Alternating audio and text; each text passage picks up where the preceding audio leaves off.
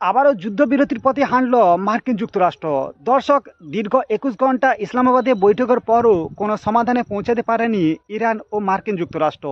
এরপর মার্কিন যুক্তরাষ্ট্রের প্রেসিডেন্ট ডোনাল্ড ট্রাম্প ইরানকে হুমকি দিয়ে বলে যে ইরান যদি কোনো সমঝোতায় না আসে তাহলে ইরানের উপর কঠোর প্রভাব ফেলবে আমেরিকা। এবং পারস্য উপসাগর অর্থাৎ হরমুজ প্রণালী বরাবর মার্কিন যুক্তরাষ্ট্রের যে নৌতরীগুলো রয়েছে তাদের মিসাইলগুলো তেহরানের দিকে তাক করে রয়েছে। অপরদিকে ইরানও হুমকি দিয়ে বলেছে যে তাদের উন্নত টেকনোলজিযুক্ত ড্রোন এবং মিসাইলগুলো মিডল ইস্টে থাকা মার্কিন ঘাঁটির দিকে তাক করে রয়েছে।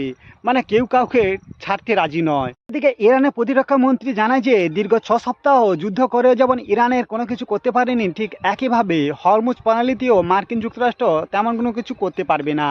এবং তিনি ট্রোল করে বলেন যে হরমুজ প্রণালীতে মার্কিন যুক্তরাষ্ট্র পুলিশি ব্যবস্থা চায়। অপরদিকে ইসরায়েল ইরানকে সরাসরি হুমকি দিয়ে বলে যে তারা যদি কোনো সমঝোতা না আসতে পারে তাহলে কঠোরভাবে সামরিক পদক্ষেপ নেবে ইসরায়েল। অপরদিকে ইসরায়েল মার্কিন যুক্তরাষ্ট্রের উদ্দেশ্যে জানায় যে তারা যদি ইরানকে পরমাণু বোমা তৈরি করার মূল উপাদান ইউরেনিয়াম সমৃদ্ধ করার অনুমতি দিয়ে দেয় তবে ইসরায়েল সরাসরি ইরানের পর সামরিক অভিযান করবে এবং কঠোর পদক্ষেপ নেবে। আর এদিকে ইরানের প্রতিরক্ষা মন্ত্রী জানায় যে তারা সবসময় যেন প্রস্তুত মার্কিন যুক্তরাষ্ট্র ও ইসরায়েলকে মুহূর্তের জবাব দেওয়ার জন্য।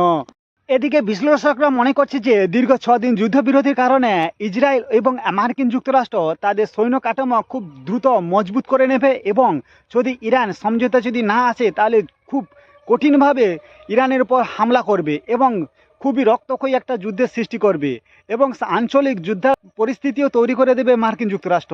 এদিকে গতকাল ইরান ও মার্কিন যুক্তরাষ্ট্রের যে বৈঠক রয়েছে তার কোনো তথ্যই প্রকাশ করেনি মার্কিন যুক্তরাষ্ট্রের প্রতিরক্ষা মন্ত্রী। এবং এদিকে চীন সরাসরি জানিয়েছে যে এটি আমেরিকা যুক্তরাষ্ট্রের দাদাগিরি এবং তারা প্রভুত্ব বজায় রাখতে চায়, যা এটা সমাজের জন্য খুবই ক্ষতিকারক। দর্শক, আপনারা এই যুদ্ধ ও আমেরিকার মন্তব্যে কোনো কিছু কমেন্ট করতে চাইলে অবশ্যই কমেন্টে জানাতে পারেন। তো চলুন, দেখা হচ্ছে পরের ভিডিওতে। বাই।